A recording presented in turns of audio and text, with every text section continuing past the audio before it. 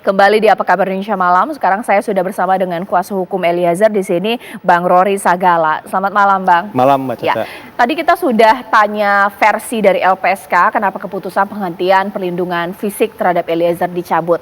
Sekarang kita akan kulik-kulik pemirsa, kronologinya seperti apa sih? Kok bisa kemudian ada wawancara di salah satu TV swasta? Bang Rory, ini mungkin pertanyaan saya, karena saya juga orang TV.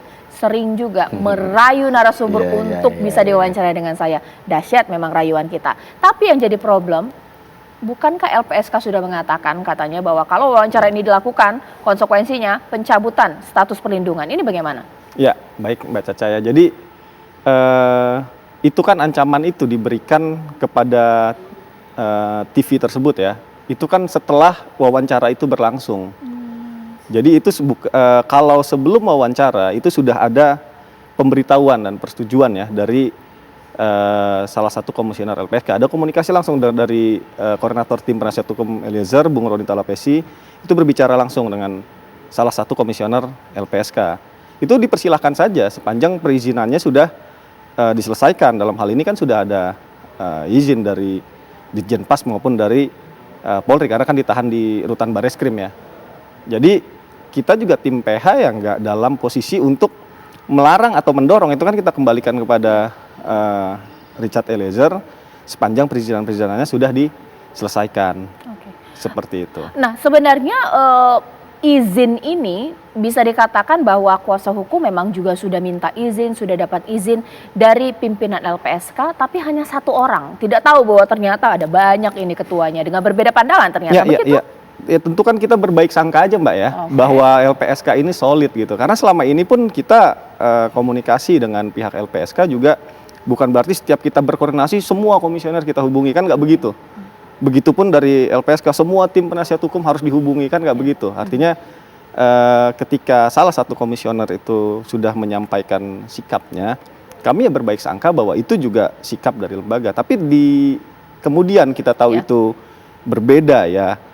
Kami menilainya ada perbedaan pandangan di internal LPSK yang kemudian yang dirugikan Eliezer. Tapi nggak apa-apa, itu kan kita hormati karena kita sebenarnya secara prosedur dari pihak TV tersebut minta izin juga nggak sih ke kuasa hukum? Pasti tahu dong kuasa hukum konsekuensinya. Minta izin juga? Tentu saja seperti itu. Oke, memang setuju saja dengan segala konsekuensinya? Seperti yang tadi saya bilang, tim penasihat hukum ini tidak dalam posisi untuk melarang-larang atau mendorong ya. Artinya kalau memang perizinan ke pihak-pihak terkait, ke instansi terkait itu sudah dipenuhi dan Richardnya sendiri setuju, itu kita tidak bisa menghalang-halangi, Pak. Saya bingung di sini Bang Aristo, kuasa hukum posisinya saat ini bukan lagi untuk melarang, tapi juga tidak untuk mendorong. Sudahkah terputus hubungan antara klien bahkan juga kuasa hukumnya ketika sudah tok-tok-tok vonis dijatuhkan, inkrah begitu? Padahal keselamatan Eliezer juga kalau terjadi apa-apa yang disalahkan juga kuasa hukum yang masih melekat, bagaimana? Jadi itu tergantung surat kuasa ya di dalam dan perjanjian kerjanya sampai kapan, apakah sampai pengadilan negeri ataukah sampai bebas betul-betul bebas, itu tergantung kesepakatan mereka. Tapi kan yang kedua mungkin yang namanya penasihat hukum, namanya aja penasehat, ya mestinya kan dinasehati lah, di advice, dikasihkan pertimbangan-pertimbangan, apa saja pertimbangannya. Untuk menerima wawancara ini atau enggak, kan ada. Kan memang tadi Pak Manajer kan juga udah bilang, undang-undang LPSK juga bilang kan, itu untuk komunikasi dia harus kan minta izin. Nah ini kan persoalannya ini kan kita berdebat ini izin apa udah izin apa belum udah izin, apa ini persoalan teknik koordinasi perizinannya yang salah, tapi yang pasti tampaknya tadi saya bilang LPSK tersinggung. Ya, LPSK udah kerja, dalam bayangan benak LPSK saya pikir begini, saya udah capek-capek kerja, udah saya lindungi Eliezer dari lama. Colongan. Tiba-tiba kok ada yang seperti Mbak Caca bilang memancing di air keruh.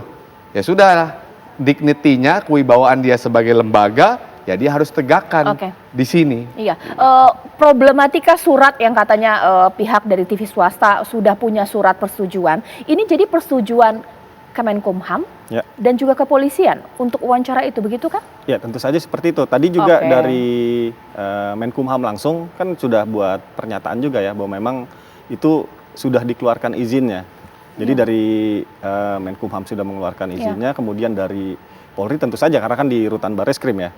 Nah itu yang saya bilang bahwa sepanjang semua perizinannya sudah setujui, kan kami juga tidak dalam posisi untuk melarang.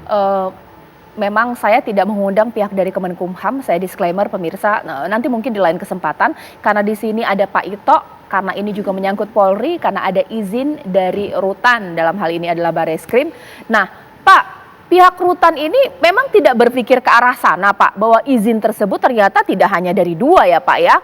Siapa yang melindungi yakni adalah Kemenkumham, di mana di tempat Eliezer bernaung yakni adalah di Rutan Polri. Kenapa enggak udah dapat izin dulu nggak dari LPSK? Kenapa tidak seperti itu, Pak? Gini Mbak, kalau kita melihat ya dari prosedur ya, di mana Polri kan ketempatan untuk Eliezer ditempatkan di Rutan Polri ya. Tentunya semua sudah ada prosedurnya, yaitu dalam perizinan. Ini memang kasus ini tidak lazim. Jadi kalau misalnya LPSK memberikan surat pada saat penitipan kepada Polri bahwa untuk kegiatan apapun yang menyangkut Eliezer ini harus atas persetujuan tertulis oleh LPSK, tentunya saya yakin Polri pun tidak akan mengizinkan ya. Jadi Polri kan dasarnya pertama dari Kemenkumham sebagai Dirjen Pas ya, itu adalah sebagai pihak atau institusi yang memang menaungi rutan. Kemudian memang di sini LPSK masih statusnya memberikan perlindungan kepada yang bersangkutan. Tetapi kan prosedur-prosedur yang ada di dalam bagaimana memberikan izin ini tentunya juga tidak mungkin diizinkan kalau tidak terpenuhi. Jadi memang kalau menurut saya kita tidak mencari siapa yang salah benar, tapi ini satu pembelajaran, proses pembelajaran karena masing-masing ada kelemahan menurut saya. Dan kalau memang LPSK memberikan surat resmi pada saat penyerahan ke Bareskrim bahwa yang bersangkutan tidak boleh sama sekali berkomunikasi, saya yakin mungkin juga Bareskrim tidak akan memberikan izin. Menurut saya demikian, Pak Caca. Oke, sekarang saya mungkin ingin tanya ini ya, di balik layar wawancara ini, berarti wawancaranya dilakukan di Rutan Bareskrim? Ya, betul. Adakah tim kuasa hukum yang mendampingi? Ada dari orang? koordinator tim penasihat hukum kami, Bung Roni Talapesi yang ikut mendampingi. Oke, dari pihak LPSK juga ada? Ada. Bahkan kalau kita saksikan ya, berarti yang lagi shift jaga Eliezer waktu itu gitu ya? Iya betul, ada petugas dari LPSK juga, kemudian ada dari dari kami penasihat hukum, ada rekan saya Roni Talapesi, dan itu ya berjalan baik saja. Kalau kru berapa orang, Mas? Saya nggak ini ya, karena kan saya nggak ikut mendampingi saat itu, tapi rekan saya Roni Talapesi. Tapi ketat tidak sih? Karena ini kekhawatiran seorang justice collaborator itu adalah, kita kan nggak tahu ya, tiba-tiba masuk ada penyusup, tiba-tiba terjadi apa-apa dengan Eliezer, itu bagaimana? Ya, saya rasa itu sulit ya untuk seperti, karena kan ini di dalam Rutan Bareskrim ya, kita percaya juga dengan dari Polri ini kan di Mabes Polri ya, saya rasa untuk memasuki sampai ke sana kemudian membuat gangguan keamanan itu tidak mudah ya. Kemudian soal kemudian ini supaya tidak ditayangkan, ini juga kan jadi pertanyaan. Kalau mengacu sempat hubungin nggak, ayolah gitu, karena ini kliennya terancam pencabutannya, nggak usah ditayangin, nggak bisa begitu? Enggak, kalau sebenarnya tayang atau tidak tayang kan di tangan televisinya kan.